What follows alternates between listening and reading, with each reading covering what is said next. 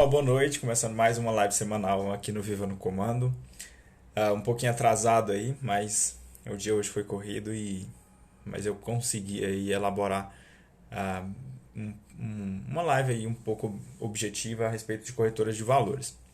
Bom, então já como está começando atrasado, eu só quero lembrar para você aí que essa live ela sempre fica gravada aqui no nosso feed, como eu sempre falo, também nas outras plataformas que a gente está presente, no YouTube, no Instagram, né, Instagram aqui, e no Facebook lá no nosso site, tá? Peço até perdão aí por esses equívocos.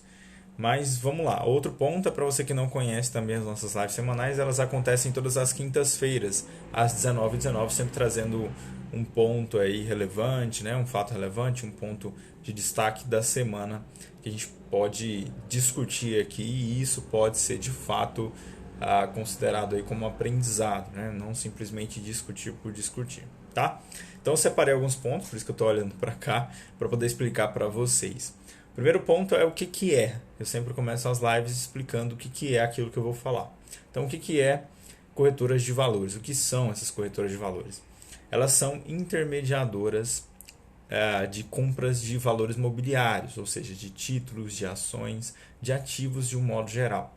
Não tem como você adquirir algum tipo de ativo, tá? Que seja emitido por uma instituição financeira sem ter intermediação de uma corretora.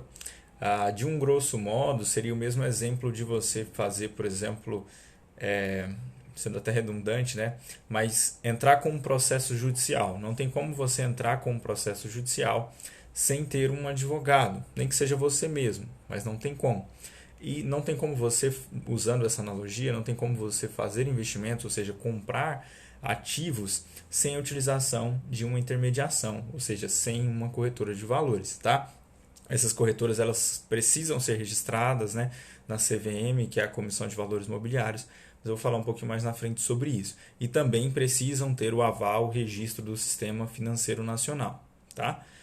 Tudo isso precisa acontecer. Então, por que você precisa de ter uma corretora de valores, ou pertencer a uma, né? Não ter, mas pertencer? Porque é justamente isso que eu estou explicando. Não tem como comprar ativos sem estar cadastrado ou sem participar de uma corretora de valores. Através dessa participação, você vai ter direito, né, a comprar, a ser cadastrado, por exemplo, em bolsa de valores, para poder adquirir os ativos que são negociados lá, emitidos por bancos, por empresas, sejam eles quais forem, tá? Então, já falei o que é, por que você precisa, né? É uma condição necessária. E agora que você sabe que você precisa, como é que você faz para escolher? Eu anotei alguns pontos principais, tá? Existem outros pontos, mas esses são os principais. Primeiro, como eu já falei, CVM precisa estar registrado na Comissão de Valores Mobiliários, que seria como se fosse um órgão regulador, tá? Seria como se fosse a OAB aí dos advogados. Estou usando esse exemplo, mas para ficar bem fácil de entender, tá? Não significa que é isso, mas para ficar fácil de entender. Então precisa de fato ter esse registro. Existe corretora que não tem o registro? Sim. E também é um dos principais pontos aí que as pessoas caem em pirâmides financeiras, né? Elas não sabem onde essas empresas precisam estar registradas e elas não procuram esses registros, né? Então precisa estar registrado no Sistema Financeiro Nacional, precisa estar registrada na Comissão de Valores Mobiliários para ser de fato e para poder entrar no seu critério, porque se não tem nem esses registros, não tem como fazer parte aí da sua análise, tá bom? Então esse é o primeiro ponto. Segundo ponto, a plataforma. Isso você consegue acessar fazendo contas aí demo, né? Demo seria tipo uma conta teste dentro da corretora. Todas oferecem isso praticamente para você testar a plataforma. Precisa ser uma plataforma de fácil navegação, uma plataforma que disponibilize todos os ativos para você poder fazer a aquisição. Uma plataforma que não tenha muitos problemas técnicos. Então é interessante também você analisar o feedback de usuários, né? Isso você encontra facilmente na internet. Por que disso? Porque você vai precisar da plataforma para fazer a aquisição ou venda dos ativos e também ajuda na análise, né? De verificar como está naquele momento. Tudo isso vai impactar. E se é uma plataforma ruim, pode ser... Eu já vi gente, por exemplo, que deu um problema técnico que a pessoa queria comprar um ativo, digitou o código, né, daquele ativo e simplesmente o código quis dizer outro ativo. Então houve a troca através da plataforma, ele comprou um outro ativo, teve que vender, isso gerou custo. Tá? Então é muito importante que você analise isso também. Mas as grandes corretoras, como eu vou citar alguns exemplos aqui um pouquinho mais na frente, elas têm plataformas sim que são fantásticas aí, que não dão problemas grandes, né? Problemas são normais de acontecer. Então isso não é uma coisa muito que se preocupe muito, tá? Mas sim é um critério excludente para a escolha da sua corretora. Outro ponto seria suporte. O suporte você precisa, como eu disse, problemas são comuns e você precisa ter um suporte que seja equivalente aí à sua confiança, né, e às taxas que você vai pagar se porventura essa corretora tenha. O que seria esse suporte? Se der algum problema, você entrar em contato e isso ser resolvido. Se você tiver dúvidas a respeito da plataforma, não ser simplesmente um robô que está te respondendo e não tira a sua dúvida. Tudo isso tem que ser levado em conta. Porque suponhamos aí, isso já aconteceu comigo, você está fazendo uma negociação de um ativo e o mercado fecha às 17 horas e já são ali 16h45. E aí você vai tentar entrar em contato com o suporte fala para você, não, mande um e-mail para o e-mail tal, para o endereço tal, para a gente tentar resolver. Então você vai perder aquele dia ali, vai perder aquela negociação. Agora, se você tem um suporte online, um suporte ao vivo, como é o caso da corretora que eu utilizo, por exemplo, né, para alguns determinados casos, você tem uma facilidade muito grande de resolver problemas, né, já que são ativos negociados a todo segundo. Então, é muito importante olhar para esse ponto. E o outro ponto, o último, né, para você poder escolher, seriam as taxas. Eu sempre falo que ao contrário do que se pensa, né, muita gente escolhe a corretora por taxa. Então, tipo assim, a corretora X não cobra taxa para negociar determinado ativo e a corretora Y cobra. Então, vou escolher aquela que não cobra. Mas isso tem que ser um critério que eu diria de desempate. Tá? Seria um critério bem secundário para você poder analisar essa corretora. Porque, como eu já expliquei, existem inúmeros outros critérios que vão ser mais impactantes do que uma simples taxa. Porque pode ser que você pegue uma corretora que não tenha taxas, mas o suporte dela é horrível, a plataforma é horrível, e isso vai te gerar mais perdas do que aquela taxa que você poderia estar pagando em outra corretora e sendo bem assessorado e tendo uma boa qualidade de corretora, né? Então, seria um critério de desempate. É óbvio que existem corretoras, por exemplo, que cobram taxas para negociar um determinado ativo e não cobram taxas para negociar outros. Então, você precisa saber qual é o seu objetivo, quais são os ativos que você quer negociar, e aí você compara as taxas, se tem ou não, e quais são mais baratas. Como eu ia dizendo, é óbvio que você vai escolher aquelas que têm taxas mais baratas ou não têm taxas para os ativos que você quer negociar.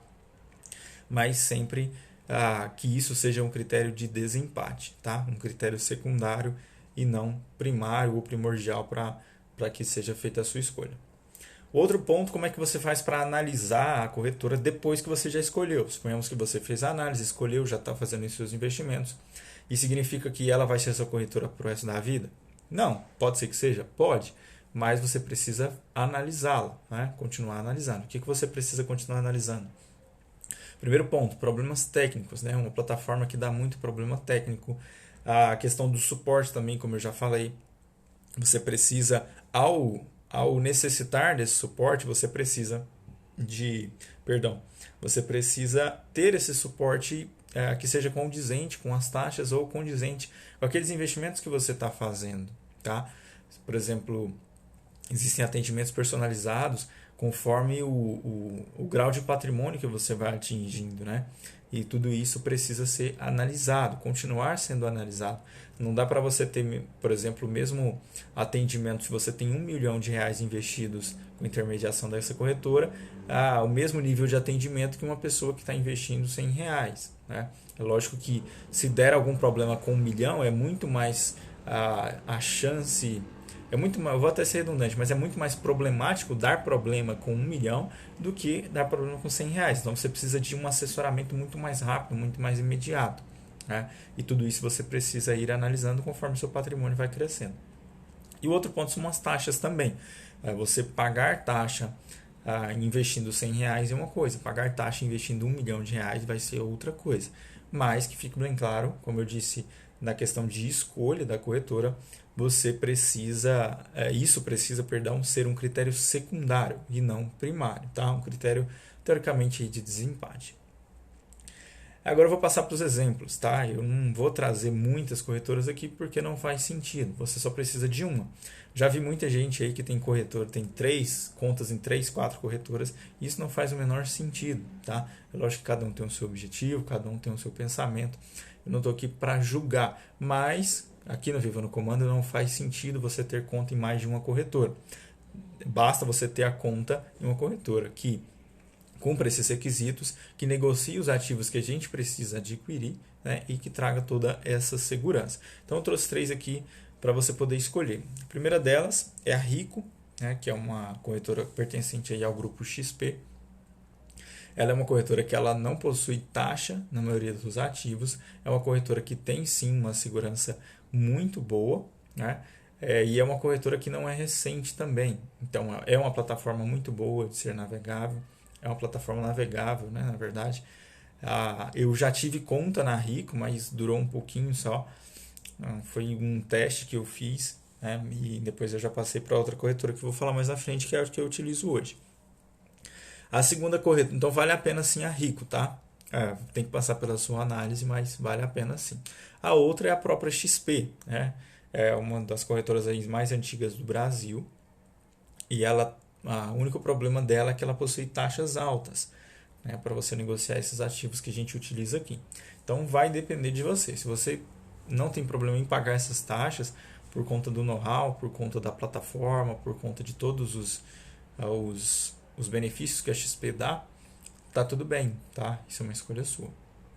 Então a XP sim vale a pena para a independência financeira, a XP vale a pena sim. E por último é a que eu utilizo, tá? Que é o intermédio entre a Rico e a XP, pelo menos na minha opinião, que é a Clear. A Clear ela tem uma plataforma de fácil acesso, tem um suporte muito bom, tá? Não possui aí problemas, de vez em quando dá alguns problemas técnicos, mas isso é natural de todas as corretoras, porque são ativos negociados a todo segundo. Então, pode ser que ocorra sim algum problema eventual, né? Mas para isso que a gente precisa ter um suporte que condiza, que seja condizente e satisfatório. É uma corretora que não cobra taxas, né? E também ela tem toda uma segurança por ser pertencente também ao grupo XP. Então é a corretora que eu utilizo hoje e também é a que eu indico para o pessoal que faz consultoria comigo, os alunos do curso Vivendo de Renda, todos eles são indicados a utilizar essa corretora. Significa que é melhor? Não. Significa que perdão, aqui, na minha opinião, condizia mais com a realidade objetiva aqui do Viva no Comando de independência financeira, tá bom? Agora eu vou passar para as dúvidas, para a gente já finalizar. Eu anotei 2 dúvidas que eu recebi no direct, para que vocês possam... acredito que seja a dúvida de alguns de vocês também, e isso possa auxiliar. Primeira é, se a corretora falir, eu perco tudo? Não, tá? O seu saldo está lá na corretora, seus ativos estão lá na corretora, né, na plataforma, mas aquilo tudo não pertence à corretora, tá bom? Aquilo pertence a você. A corretora, como eu disse, ela é só uma intermediadora. Então, o que acontece se a corretora falir? Nada, ela simplesmente vai passar a custódia daqueles ativos, né, ou seja, a intermediação daqueles ativos para uma outra corretora, que ela vai indicar, tá? Não é simplesmente fechar as portas, existe todo um processo. Mas você perde alguma coisa? Nada. Tá? Tudo isso é passado para outra corretora, porque os ativos não são atrelados à corretora, e sim a você, tá? Seja CPF, seja CNPJ, é atrelado a você, então não faz diferença alguma, certo? Segunda dúvida, como transferir ativos para outra corretora? Existem 2 formas.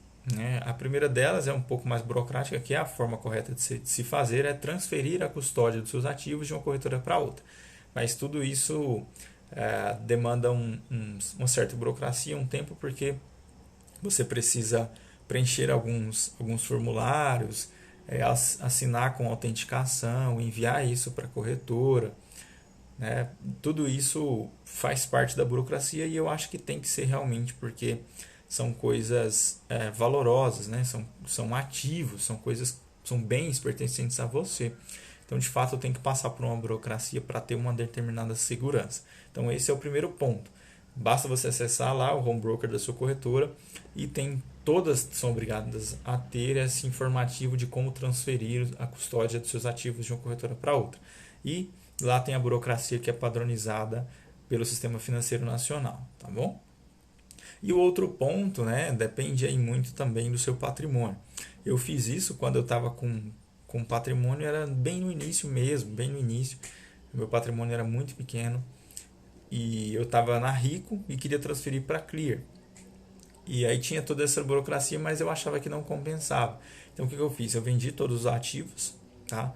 Saquei todo o saldo da Rico, fechei a conta, né? Excluí a conta na corretora e abri a conta na Clear, joguei todo o saldo lá dentro e fiz a aquisição dos ativos. É certo de se fazer? Não, porque você está vendendo ativos, você está comprando os mesmos, né?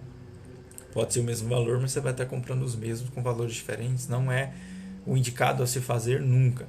Mas, como eu tinha um patrimônio, estou sendo até bem honesto aqui, como eu tinha um patrimônio bem pequeno, eu não vi a necessidade de fazer essa transferência de custódia da forma padrão, da forma que tem que ser feita, né?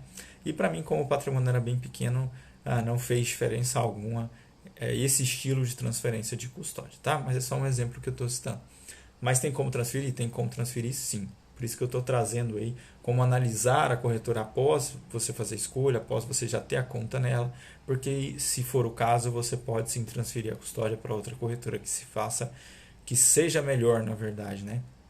Que seja melhor para você e para os seus objetivos, tá bom? Bom, então essa foi a última pergunta, finalizando a nossa live. Eu agradeço muito para você aí que participou, tá? Lembrando sempre que essa live fica gravada aqui no nosso feed no Instagram e também vai ser disponibilizada lá no YouTube, no Facebook e também no nosso site, tá bom? Também fazer um recado novamente que as nossas lives acontecem todas as quintas-feiras às 19 horas, tá? Sempre trazendo um fato relevante, alguma informação importante para a gente poder discutir aqui que gere aprendizado, tá? Então é isso, eu agradeço mais uma vez a todos que participaram e nós nos vemos na próxima semana, na próxima live semanal. Valeu!